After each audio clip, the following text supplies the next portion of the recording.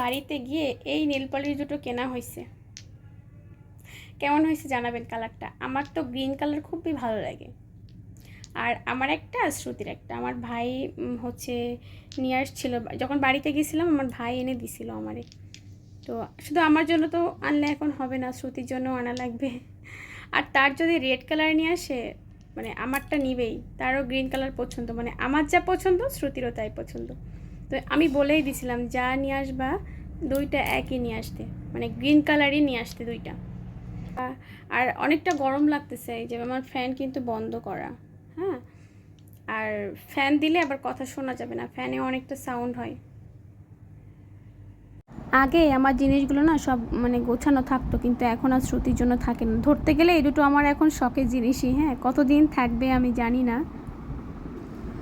আজকে রান্না হবে হচ্ছে ডিমের কারি। আগে বলেন ডিমের কারি কার কার ভালো লাগে? আমার তো অনেক ভালো লাগে। ডিম রান্না করার জন্য যা যা লাগবে আমি সব কিছু গুছিয়ে নিয়েছি। হ্যাঁ, আমি হচ্ছে রান্না করার আগে না সব কিছু গুছিয়ে নিয়ে, মানে সবসময় সব কিছু গুছিয়ে নেওয়ার চেষ্টা করি, তাহলে না আমার রান্না করতে মানে সুবিধা হয় আর কি। তো এই তো পেঁয়াজ দিয়ে দিয়েছি, আর মশলাগুলোও দিয়ে দিয়েছি, আর ডিমটা তো আগেই সিদ্ধ করে আমি ভেজে নিয়েছি। মশলাটা না খুব সুন্দর করে কষিয়ে নিব একটু জল দিয়ে।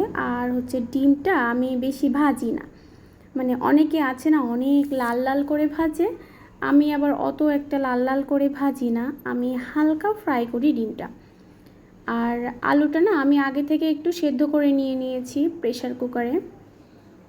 আস্তে আস্তে আলু প্রেশার কুকারে সেদ্ধ করে নিয়েছিলাম, তারপর হচ্ছে কেটে নিয়েছি খোসা ছাড়িয়ে।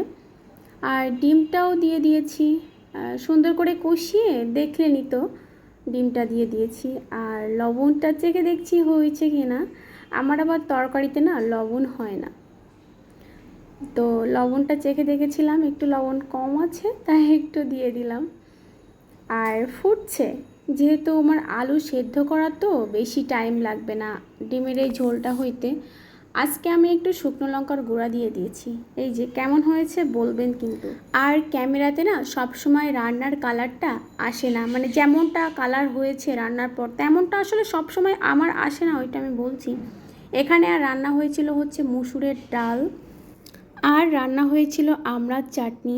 আমি যখন ঢাকাতে আসি না গ্রামের বাড়ি থেকে, তখন আমড়া নিয়ে আসছিলাম অনেকগুলো, এখনও আমার ফ্রিজে আছে সেই আমড়াগুলা। মানে ভাবি যে একটু কাঁচা মেখে খাবো, তা হয় না। আর এখানে আছে গরম গরম ভাত, তো ভাতের সাথে মানে গরম গরম ভাতের সাথে ডিমের কারি বেশ জমে যাবে না। আর সাথে তো যদি থাকে মুসুরের ডাল, যেহেতু আমি মুসুরের ডাল বেশি একটা ভালো পছন্দ করি না, তো একটু লেবু হইলে আর কি খায়। আর আমড়ার চাটনি, এই তো দুপুরের খাওয়া দাওয়া।